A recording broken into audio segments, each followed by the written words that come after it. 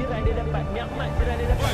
Oleh bangsa kita tak bangun. Jadi kita buat ibadah. Sudah tentu akhlak dia. Kita kat Mekah hati kita bersih tu kan. Mak bapak kita pada tempat yang sewajarnya.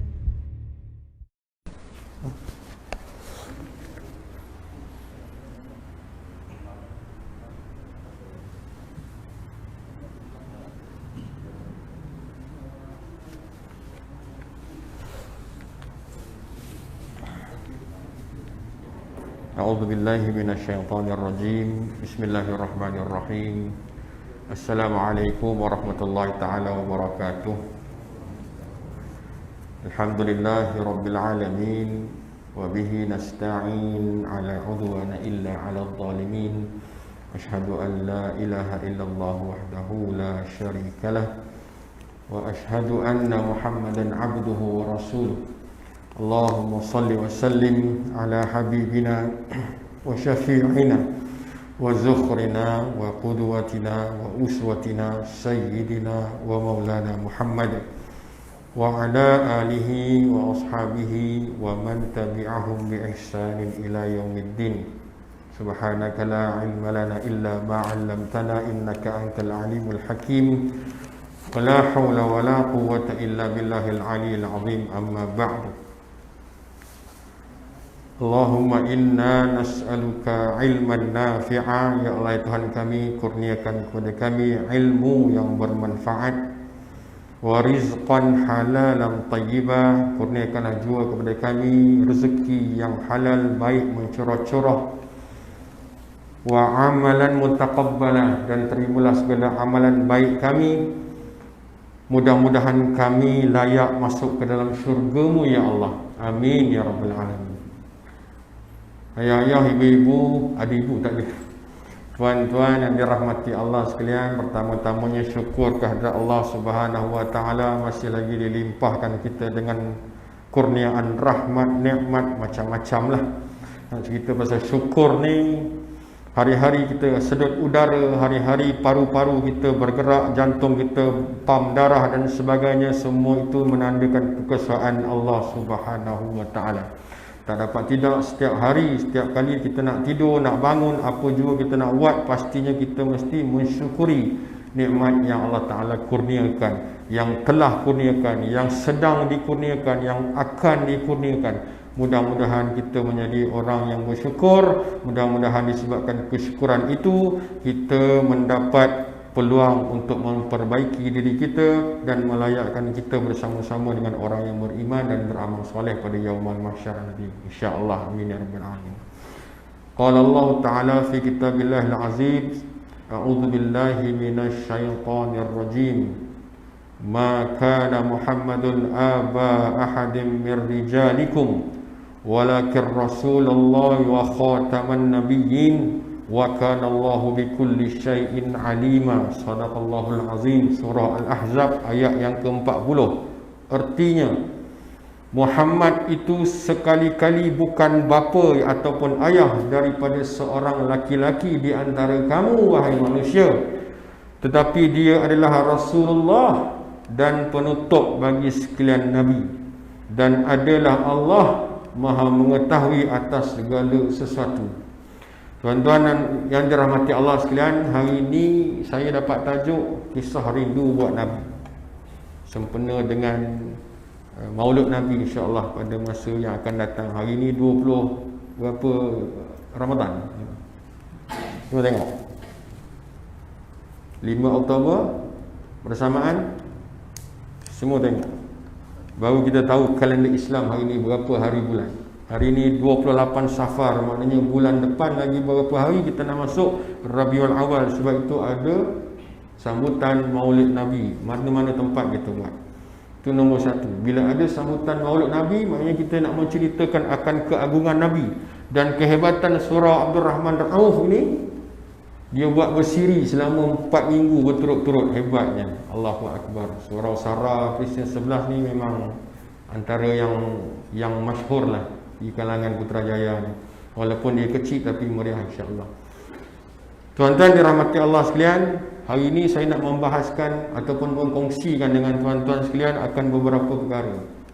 Nombor satu perbahasan saya nak kongsikan dengan tuan-tuan, Islam itu sendiri, ajaran Islam ataupun inti apa yang ada dalam Islam bermula dengan aqidah. Ain, qaf, dal. Daripada perkataan asal yang akad. Aku beli rambutan 2 kilo dengan harga RM10 tunai. Saya jual. Akad. Uzawijuka amarallahu bihi, wa nak kahwin. Aku nikahkan dikau dengan anak aku dengan mas kahwinnya sebentuk cincin. Contoh. Akad. Intipati ajaran Islam yang nombor satu adalah aqidah. Perkataan asal bahasa Arab adalah aqad. Dalam arti bahasa lain, kalau sekolah, budak-budak sekolah kita panggil tauhid. Itu nombor satu. Ianya merupakan perjanjian antara individu dengan individu lain. Contohnya nak sewa rumah, pihak pertama dengan pihak kedua. Kita pula perjanjian dengan Allah Ta'ala dalam konteks aqidah, akad, tauhid dan sebagainya adalah 2 kalimah syahadah. Intipati Islam nombor satu. Nanti saya kaitkan. Asyhadu an la, aku naik saksi, ilaha illallah, tiada Tuhan yang disembah melainkan Allah. Itu akad nombor satu, akidah kita. Tak dapat tidak, wajib pegang. Itu adalah perjanjian kita dengan Allah. Nombor satu. Itu nombor satu.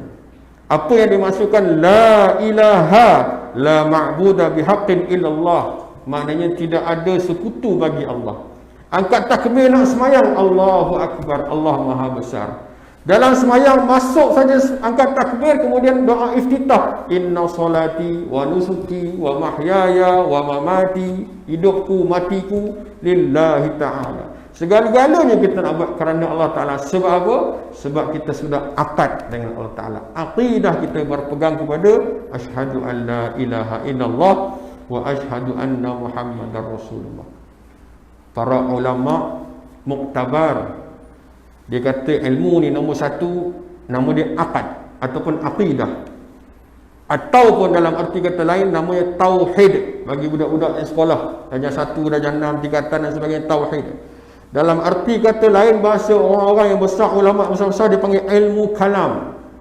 Dalam kitab-kitab masyhur dia panggil ilmu kalam.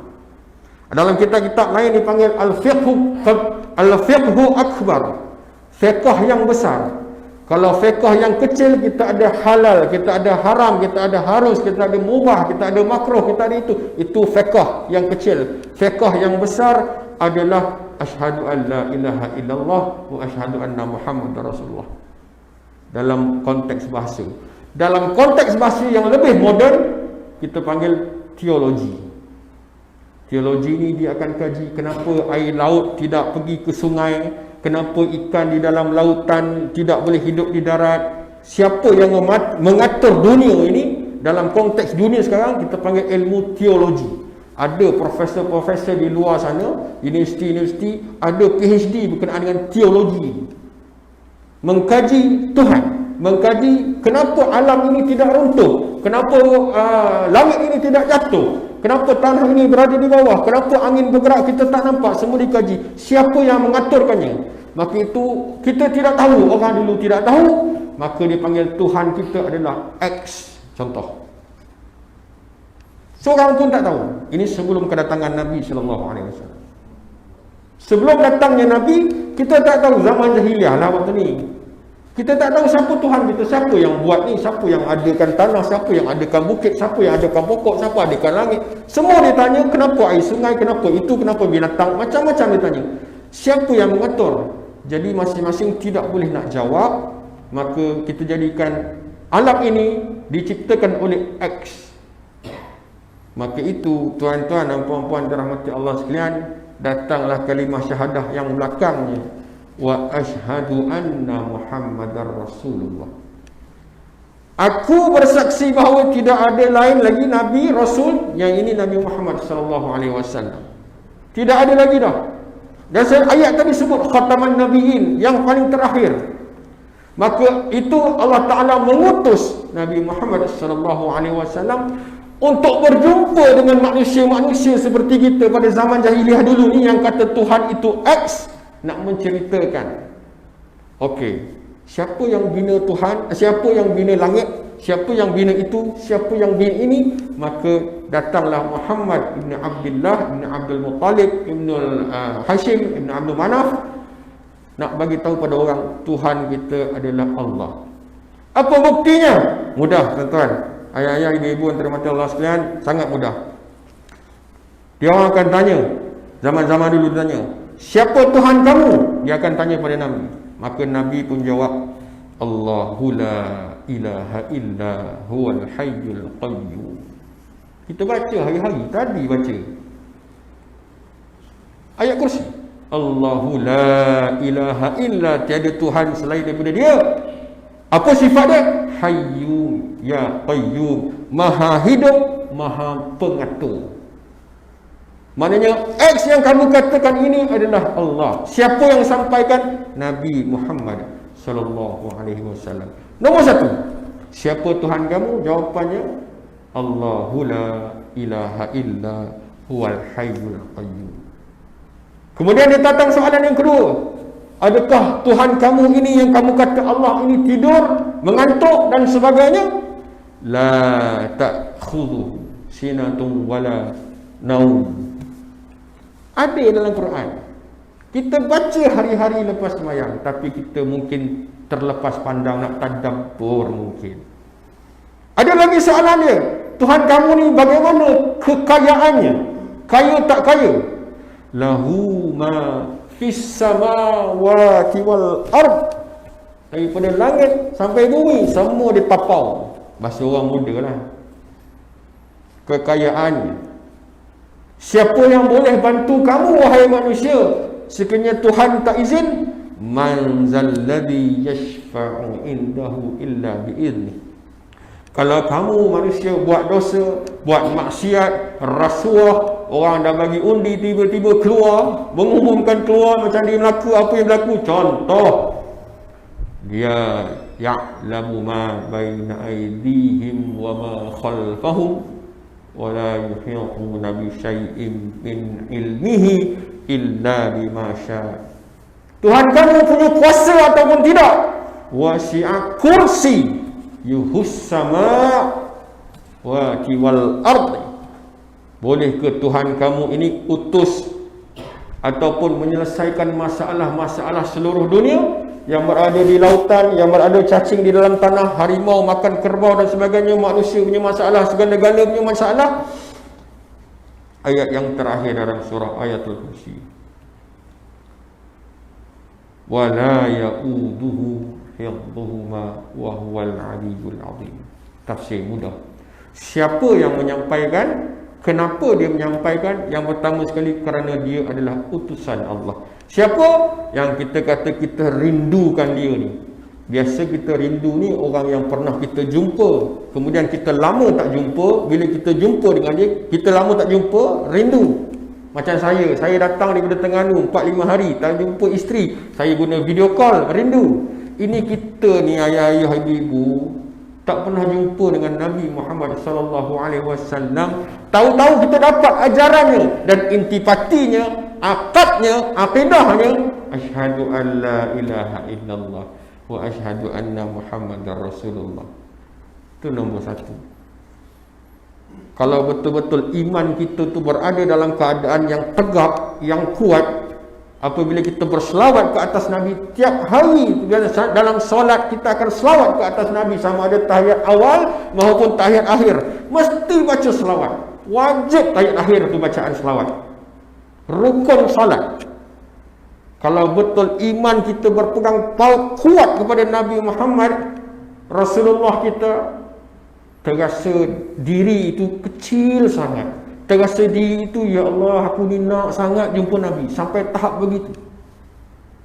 Ini belum cerita bab wafat Nabi, kewafatan Nabi, subhanallah, menangis-nangis. Ini nombor satu saya nak kongsi dengan tuan-tuan. Baik, nombor dua perkongsian saya dengan tuan-tuan pada malam ini. Nabi di seluruh dunia, daripada zaman awal Nabi Adam alaihissalam sehingga Nabi Muhammad sallallahu alaihi wasallam, ramai. Ada yang kata ratus ribu, ada yang kata puluh ribu dan sebagainya. Maka itu ada sebuah hadis yang diriwayatkan oleh Abu Zar Al-Ghifari.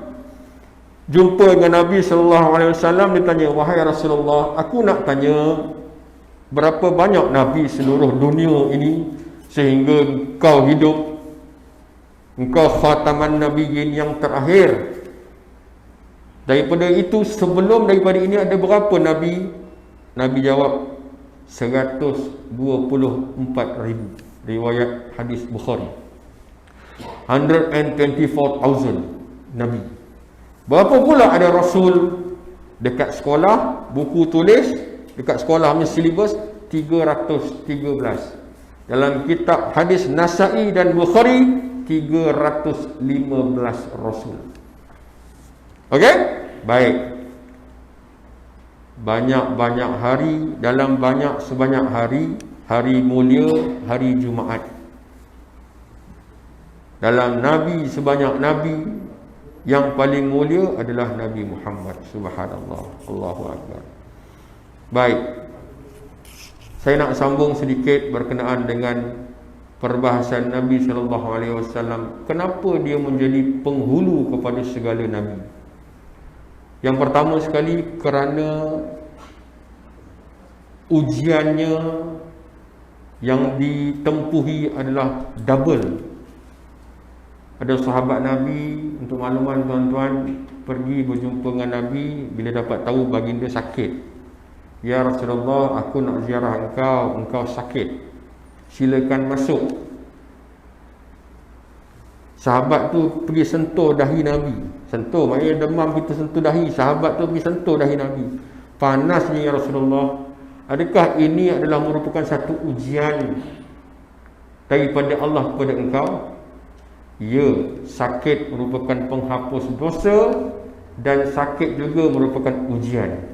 Nabi ni tak ada dosa. Kena faham kenapa dia cakapnya tu. Dia bercakap bukan bagi pihak diri dia, tapi bagi pihak kita semua ni. Bila sakit saja, maknanya kita ada dosa yang nak dihapuskan di dunia. Satu, panas ni ya Rasulullah. Lain ni, demam aku ini, ujian aku ini, wahai sahabat. Saya tak ingat nama sahabat tu, minta maaf. Double daripada apa yang kau rasa. Kalau demam kita 40, kita tak boleh masuk surau. Ketat 40 tak boleh masuk, mengungsi halau. Nabi SAW kalau demam, kalau dia sakit 80, air tu dekat-dekat nak menggelegak dah. Dalam keadaan Nabi SAW masih demam panas, masih lagi boleh bangun malam solat tahajud. Subhanallah. Yang inilah yang orang yang kita kata kita rindu sangat nak jumpa, inilah orang dia.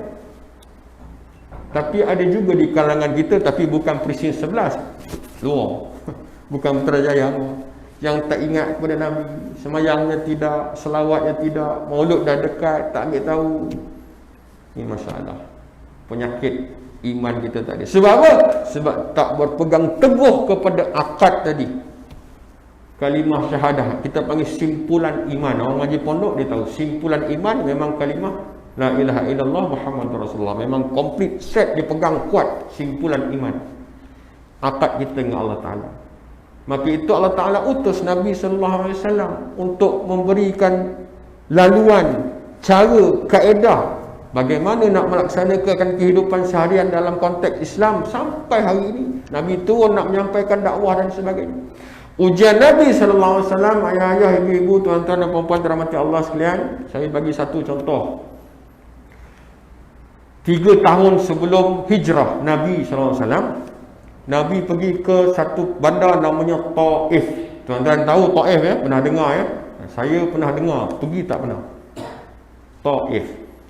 Taif ini adalah satu kumpulan, satu bani yang besar duduk di situ, namanya Bani Taqif. Taqif, bani yang besar.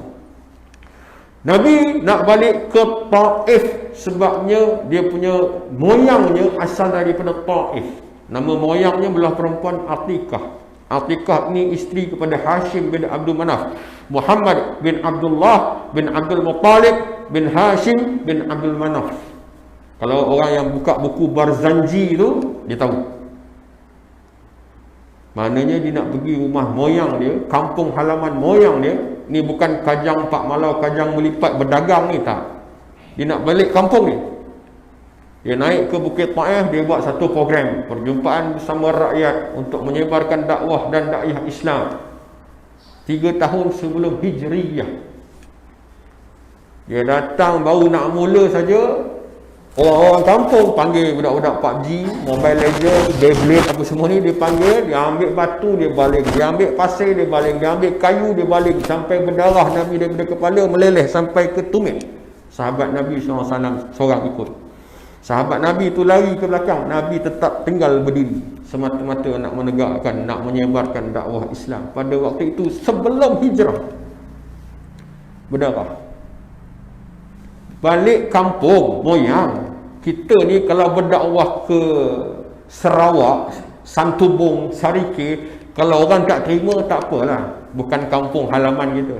Tapi kalau kita balik ke Melaka, Tangga Batu, contohlah kalau ada orang Tangga Batu sini, nak menyebarkan sampai ke satu perkara dakwah Islam, tiba-tiba orang kampung baling kita dengan batu, habis berdarah, luka parah dan sebagainya, terpaksa buat report polis, tak ke sakit hati. Begitulah ujian Nabi. Datanglah malaikat Jibril alaihissalam, ya Rasulullah. Belum, tapi dia dah panggil. Waktu tu dalam hadis disebut, ya Rasulullah, ya Rasulullah, ya Nabi Allah, minta maaf, ya Nabi Allah, wahai kekasih Allah, wahai kekasih Allah, aku ada seorang bawa sebuah malaikat, seorang malaikat disebut. Aku ada bawa di sebalik bukit Taif ini ada malaikat yang bersedia pada bila-bila masa menunggu arahan engkau untuk menterbalikkan bumi Taif ini. Kemudian Nabi pun kata, jangan. Kejap lagi saya kaitkan dengan Nabi lagi. Jangan. Nabi angkat tangan bersama dengan Jibril, dengan malaikat lagi seorang tu. Ya Allah, aku berdoa ke hadratmu, ya Allah, semoga daripada tulang-tulang sulbi mereka ini lahirlah anak dan cucu mereka daripada Bani Thaqif yang berada di Taif ini. Kemudian mereka berbondong-bondong masuk ke dalam Islam. 630 Masihi, selepas beberapa hijrah, ketua daripada Bani Thaqif bersama dengan 386 orang datang berbondong-bondong berjumpa dengan Rasulullah Nabi Muhammad SAW, masuk Islam. Doa Nabi. Nak bandingkan dengan Nabi lain, bukan kita nak kata Nabi lain tak bagus, bukan kita nak cerita pasal Nabi nak membandingkan, tidak. Tapi nak ceritanya, Nabi kita punya ujian ni sangat besar, sangat berat. Saya bagi satu contoh, Nabi Yunus alaihi salam. Ujian dia nak dibandingkan dengan Nabi kita. Nabi Yunus semua orang tahu kena telan dengan ikan dalam laut. Tak ada ikan tengah darat, tak ada. Dalam laut, kalau ada kat pasar. Nabi Yunus alaihi salam berdakwah selama 30 tahun. Mengajar orang ni, berdakwah ni selama 30 tahun, hanya ada 2 orang anak murid selama 30 tahun. Kalau tuan-tuan, puan-puan yang mungkin ada di kalangan saudara mara dan sebagainya jadi cikgu lah, rasanya kalau 3 tahun anak murid yang sama berhenti jadi cikgu. Lepas awak, lepas awak, fail aja manjang. 2 orang. Yang pertama nama dia Tanoh, yang kedua namanya Rubel. 2 anak murid ni 30 tahun hari-hari menghadap yang sama. Rubel, Tanoh, awak buatlah macam mati level marketing. Awak cari panggil ayah awak panggil saudara awak, marilah kata ramai kan. No. Saya nak belajar dengan Nabi Yunus ni. 2 orang 30 tahun. Allah Ta'ala uji Nabi Yunus dengan ujian sebegitu sahaja. Maka itu Nabi Yunus kata, Rubel, Tanoh, kamu pergilah mengajar ke tempat lain, dakwahlah, sampaikanlah dakwah pada orang lain, saya nak pergi mengembara. Dia naik atas kapal, akhirnya ada beberapa riwayat kata dia terjatuh, ada orang tolak, dia sendiri terjun dan sebagainya, akhirnya dimakan, ditelan oleh ikan. Maka dalam perut ikan tu, tuan-tuan dan puan-puan dirahmati Allah sekalian, berdoalah Nabi Yunus dalam keadaan marah. Dalam keadaan marah, ya Allah, kenapalah umat aku ni degil sangat, tak mau dengar kata, tak mau dengar apa yang aku nak sampaikan. Ajaranmu ni, ajaran darimu ni ya Allah. Beza dengan Nabi Muhammad sallallahu alaihi wasallam, kena baling batu, kena baling kayu, berdarah daripada kepala sampai ke tumit meleleh. Ya Allah, lahirkanlah daripada tulang-tulang sulbi mereka ini anak-anak dan cucu-cucu, dan mereka berbondong-bondonglah masuk Islam. Bezanya, spesialnya kita ayah-ayah, ibu-ibu apabila menjadi umat kepada Nabi Muhammad sallallahu alaihi wasallam. Spesialnya kita. Sebab itu ayah-ayah, ibu-ibu, dia lagi nak cerita Nabi lain pula, nak bandingkan. Sebab itu Nabi SAW sentiasa berpesan kepada para sahabat yang kita hari-hari dengar, tapi mungkin di kalangan kita ada yang baca, tapi di kalangan luar sana tak baca. Apabila azan berkumandang, kemudian ada satu doa yang Nabi ajar. Doa itulah merupakan afundi kepada Nabi SAW.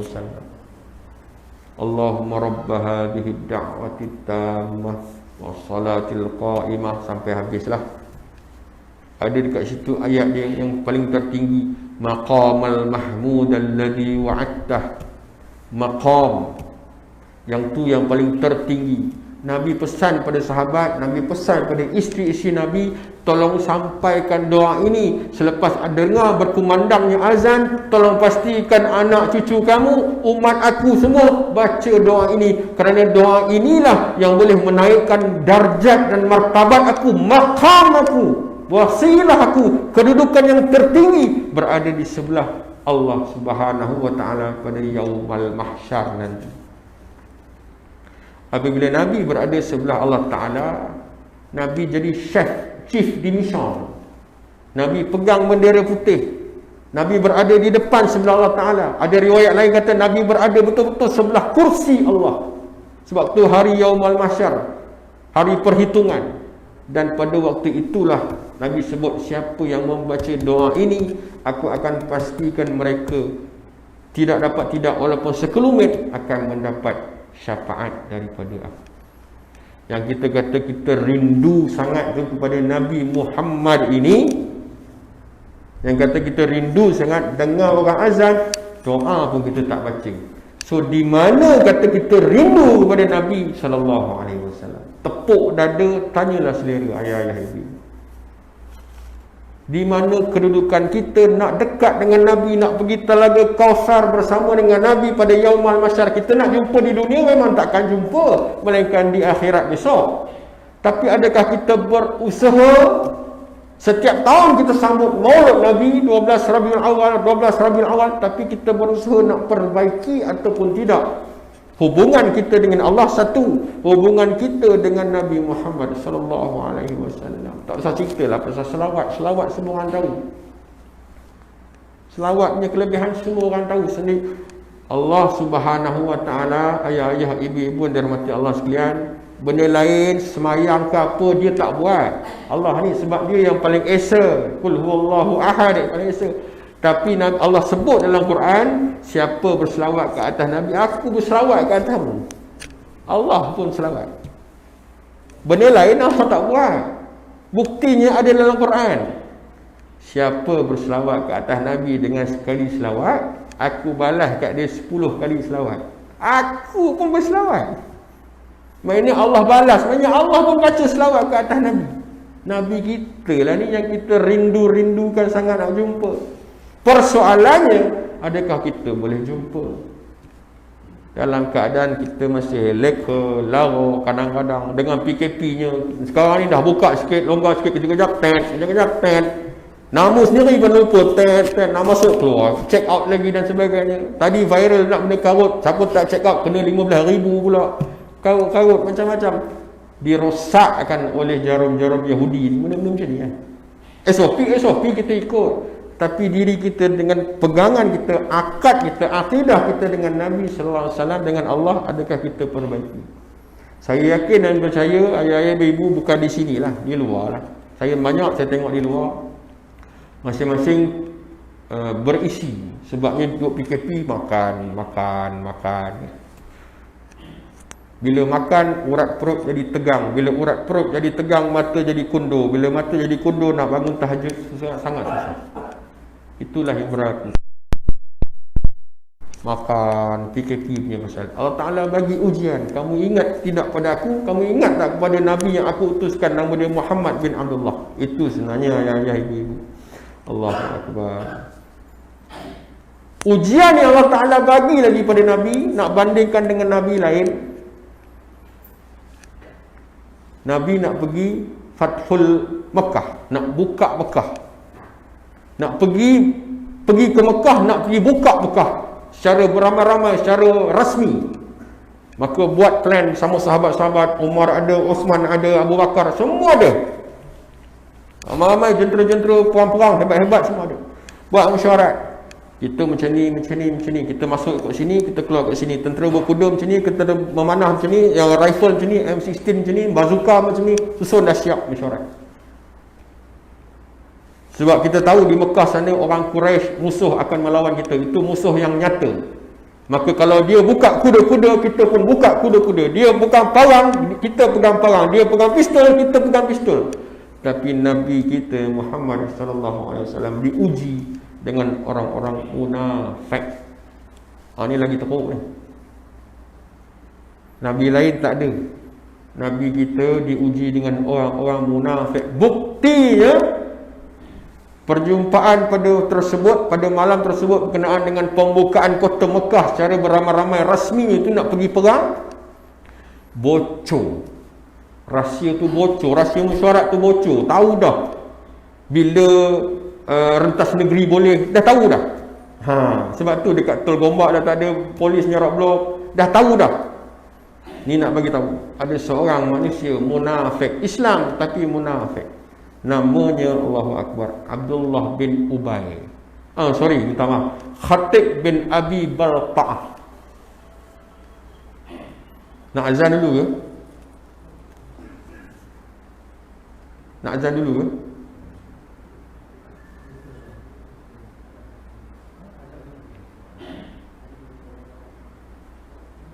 Sebab dah masuk waktu. Tu. Kalau nak azan dulu. Saya tak ada masalah. Azan dulu. Sekejap lagi kita sambung insya-Allah.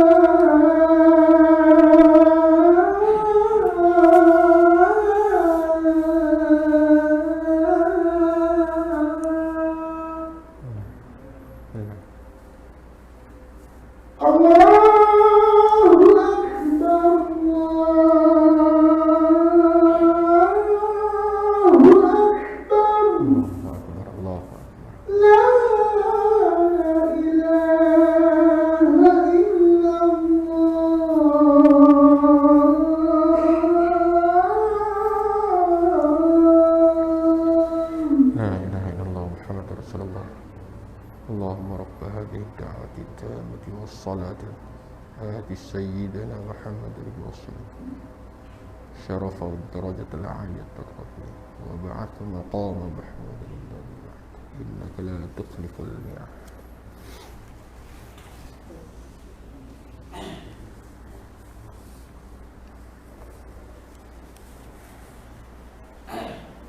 Nabi SAW kata, halat lahu syafaati yaumal qiyamah. Siapa yang baca doa lepas daripada azan wajib dapat syafaat aku walaupun sekelumit.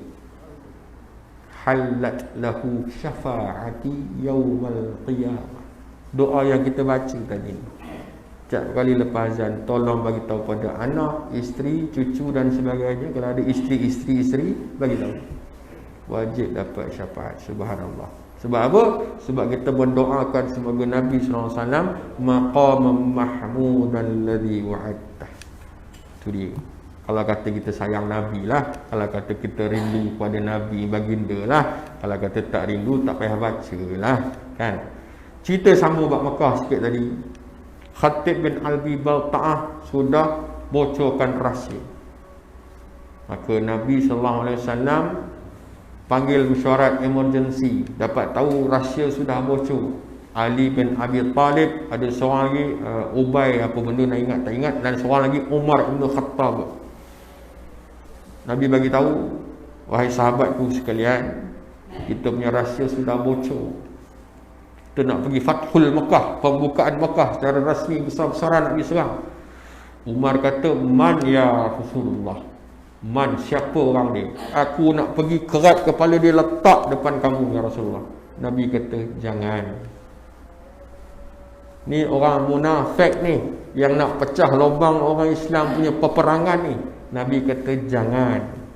Aku berdoa semoga Khatib bin Abi Balta'ah ini dibuka pintu hatinya, kembali pada grup kita. Nabi tak marah. Nabi Musa alaihi salam nak kata dia tak bagus, Nabi semua bagus. Kita kena terima kasih kepada Nabi Musa walaupun kita tak jumpa. Daripada 50 waktu jadi 5 waktu. Kalau nak ikutkan, sampaikan 5 waktu Nabi kita berjumpa dengan Nabi Musa kata, banyak tak tertanggung. Betul. Kita ni mungkin kita tanggung, yang di luar sana berapa ramai yang tak tanggung. 5 waktu sehari semalam. Terima kasih kepada Nabi Musa pun pada waktu itu pengikutnya. Nabi Musa ni ada penolong, namanya Nabi Harun. Musa wa Harun dalam Quran tu, buka Quran ayah-ayah ibu-ibu. Ada Harun ni pembantu kepada Nabi Musa alaihissalam. Nabi Musa kalau marah pada Harun, Harun ni berjanggut. Kalau marah pada Harun, depan-depan orang dia tarik janggut. Harun, kau dengar tak cakap aku? Macam tu. Nabi kita Muhammad sallallahu alaihi wasallam tak pernah buat macam tu. Mana nak cari manusia yang sempurna ini, yang kata kita nak sangat berjumpa dengannya, yang kata kita rindu sangat-sangat, dapat jumpa dalam mimpi pun tak apalah. Allahu Akbar. Kalau ada syaratnya nak baca apa sekalipun, 100,000 kali pun untuk dapat berjumpa mimpi, nak ke ayah-ayah ibu baca? Nak. Tapi berapa ramai di luar sana, bila orang azan pun doa maqamal mahmud alladhi wa'attah pun tak nak baca. Ini masalah, penyakit. Akad kita daripada asal tu, akidah kita. Ini masalah yang kita kena sentiasa bagi tahu pada orang. Ujian Nabi lagi, yang kata kita rindu dengan dia. Macam mana hebatnya Nabi kita ni, tuan-tuan dan puan-puan dirahmati Allah sekalian. Orang munafik lah. Orang munafik di Madinah ni, dia ada kelab, dia ada persatuan munafik Madinah. Pengerusi dia Abdullah bin Ubay.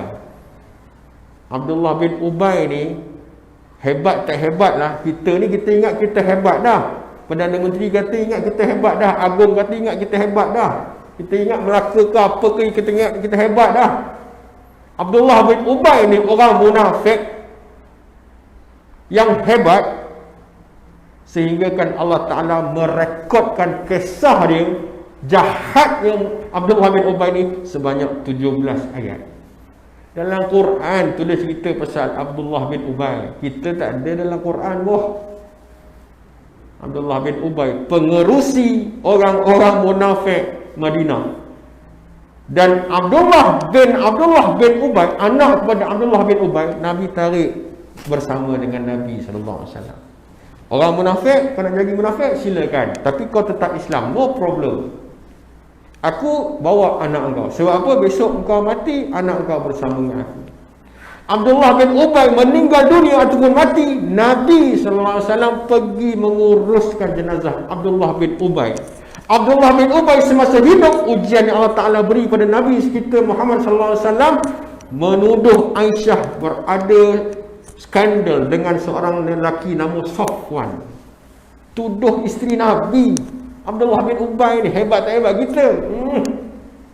Kita ingat kita gangster, geng 30, 36, merah, biru, hijau, kelabu dan sebagainya. Abdullah bin Ubay, Allah Ta'ala rekodkan 17 ayat dalam Quran. Kisah dia yang jahat, munafiknya orang. Itu baru pengerusi, setiausaha dia lagi jahat. Dia ada setiausaha persatuan ni Madinah, persatuan munafik di Madinah. Nama dia Abi Rabi'. Anak dia kepada Abi Rabi' dia namanya Hanzalah. Nabi tarik bersama dengan Nabi SAW. Kamu nak jadi munafik, kamu punya pasal. Mungkin di kalangan tuan-tuan dan puan-puan ingat, lupa ataupun tak ingat dan sebagainya. Saya ingatkan, Hanzalah inilah satu-satunya manusia pada zaman Nabi, zaman hidup baginda, sahabat Nabi, yang hari ini kahwin, petang kahwin, malam bersama dengan isteri, besok lepas subuh terus pergi perang, mati syahid, tak sempat mandi wajib. Inilah orang satu-satunya orang. Nama dia Hanzalah. Pergi buka dalam YouTube, dalam internet, carilah Hanzalah bin Abi Rabi'. Ayahnya orang Islam munafik, anaknya mati syahid, kahwin petang, malam bersama dengan isteri, besok semboyan sudah tiup, pergi berperang, mati syahid. Bila mati syahid, bawa kembali mayat jenazahnya, Nabi sebut pada sahabat, wahai sahabat sekalian, aku sedang melihat para malaikat memandikan jenazah Hanzalah. Abdullah bin Ubay, anak kepada Abdullah bin Ubay yang kata pengurusi munafik tadi itu, mati syahid di peperangan Yamamah. Mati syahid dalam keadaan peperangan Yamamah. Pun Nabi yang uruskan. Abdullah bin Ubay yang pala Nabi cukup-cukup, yang buat fitnah pada Nabi, yang pecahkan rahsia Nabi, yang bocorkan rahsia umat Islam, segala-galanya pun Nabi SAW uruskan. Sehingga bawa pergi rumah Abdullah bin Ubay, ambil baju jubah di warna putih, bagi pada anaknya nama Abdullah itu, jadikan jubah ini sebagai kain kapan kepada ayah kamu. Subhanallah. Mana nak cari lagi tuan-tuan dan puan-puan Nabi Muhammad SAW yang kita nak jumpa sangat ni? Mana nak cari lagi manusia macam ni? Tapi kita sebagai umat kepada baginda, yang kita tak dapat nak jumpa dalam keadaan kita hidup, kita pun tak tahu berapa lama kita boleh hidup, yang hanya kita boleh dijanjikan berjumpa pada Yaumul Mahsyar nanti dengan syarat-syarat yang tertentu. Adakah kita rasa kita sudah cukup berselawat ke atas Nabi satu hari beberapa kali? Adakah kita sudah cukup mengingati segala perjuangan yang telah dilaksanakan ataupun dilakukan oleh baginda Rasulullah SAW? Allahu Akbar. Nak bandingkan Nabi-Nabi lain, bukan nak cerita membawang pasal Nabi lain, tidak. Tapi nak bagi tahu inilah dia penghulu kepada segala Nabi, penghulu kepada segala Rasul, khataman Nabiyyin, dan kita dipilih oleh Allah Subhanahu Wa Taala sebagai umatnya. Kalau dalam diri kita, tuan-tuan dan puan-puan, tidak ada sekelumit nak berjumpa dengan Rasulullah, tak ada sekelumit nak berselawat ke atas Nabi, tengah driving jauh, ini tak lama lagi rentas negeri dah boleh, bawa anak pergi jalan Johor, Melaka, Terengganu, Kedah dan sebagainya. Kalau dalam driving pun tak boleh nak berselawat satu kali, macam mana rasa-rasa nak dapat syafaat daripada Nabi besok? Allahu Akbar. Nabi ni, kalau nak cerita pasal kewafatan Nabi, saya kongsi sikit. Sewaktu Nabi kena sakaratul maut, Nabi ditarik daripada kaki tu, malaikat masuk tarik sampai ke lutut. Nabi sebut, wahai malaikat, sakitnya. Ini yang paling lembut ya Rasulullah. Daripada lutut tarik sampai ke perut. Tarik. Wahai malaikat, kurangkan kesakitanku. Ini yang paling halus aku tarik ni ya Rasulullah. Jibril ada kat sebelah, Aisyah ada kat sebelah, dengan anaknya Fatimah ada kat sebelah. Tarik daripada perut sampai ke dada sebelum sampai ke kerongkong ni. Wahai malaikat, kalau aku tahulah kesakitan sakaratul maut ini, boleh tak aku tanggung sakaratul maut keseluruhan umatku? Mati kita besok, sakaratul maut Nabi nak tanggung. Kita nak selawat Nabi pun tak boleh. Yang kata kita rindukan Nabi SAW. Sedang sakaratul maut sampai di dada sebelum sampai kerongkong, ya malaikat, boleh tak aku tanggung segala kesakitan sakaratul maut umatku? Kita ni umat Nabi. Kalau tak boleh nak selawat, kalau tak boleh nak apa orang kata, berpegang kepada akidah la ilaha illallah Muhammadur Rasulullah, tak payah jadi Islam lah, jadi kafir lagi baik. Sebab orang ini yang kata Nabi Muhammad ini, Rasulullah ini, kekasih Allah ini, nak tanggung kesakitan mati. Tuan-tuan tahu sakit macam mana? Matilah kalau nak tahu. Imam Al-Ghazali dalam kitabnya menyatakan seolah-olah duri penuh pada pokok. Ini batang pokok, duri penuh. Dicampaknya badan itu melekat, kemudian disentapnya ke bawah. Begitulah sakit sakaratul maut, kata Imam Ghazali rahimahullah ta'ala. Allahu Akbar. Dah kita punya sakit macam mana zaman muda kita. Zaman muda kita pegang tangan bakal wife kita, belum jadi wife, kita berfoya sana, berfoya sini, semayang kita tinggal, puasa tak ganti-ganti, fidyah tak bayar-bayar.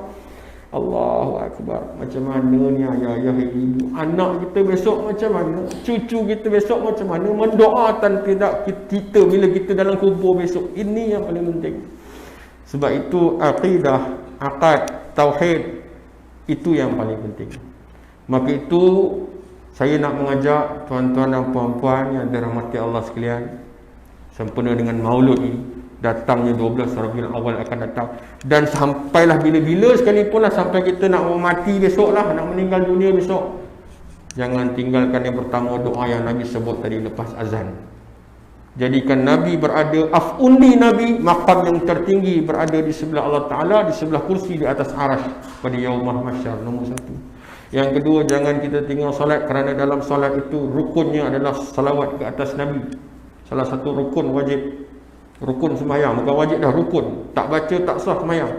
Yang ketiganya, dalam keadaan buat apa sekalipun, nak driving ke, naik motor ke, berhenti traffic light ke, Allahumma salli ala sayyidina Muhammad. Nak masuk pintu, Allahumma salli ala sayyidina Muhammad. Nak masuk rumah, Allahumma salli ala sayyidina Muhammad. Nak tegur isteri, awak ni masak kenapa tawar sangat ni, Allahumma salli ala sayyidina Muhammad. Nak tegur anak, adik kenapa tak dengar cakap mama, Allahumma salli ala sayyidina Muhammad. Jadikan benda itu satu, kita panggil satu rutin, supaya benda itu sentiasa berada di bibit lidah kita, mulut kita. Besok, percayalah ayah-ayah, ibu-ibu, tuan-tuan dan puan-puan dirahmati Allah sekalian, akan menjadi saksi di hadapan Nabi besok pada yaumul mahsyar. Kita doakan sama-sama, mudah-mudahan kita semua masuk ke dalam syurga Allah bersama-sama dengan kumpulan berada di belakang Rasulullah sallallahu alaihi wasallam. Kerana kita tahu bahawasanya Nabi kita lah merupakan khataman nabiyyin, Nabi kita lah merupakan penghulu pada segala nabi dan rasul, dan Nabi kita lah merupakan nabi yang terakhir, rasul yang terakhir. Tidak ada rasul dan nabi yang terakhir selepas Nabi Muhammad sallallahu alaihi wasallam. Maafkan saya atas kekhilafan, kekurangan selama saya menyampaikan ceramah pada malam ini. Dah lama tak ceramah, PKP punya pasal. InsyaAllah yang baik itu datang daripada Allah, yang kurang tu kelemahan saya, makhluk yang baik lagi hina. Aqulu qawli hadha wa astaghfirullahal azim wa li wa lakum. Terima kasih di atas jemputan. Sekian, assalamualaikum warahmatullahi taala wabarakatuh.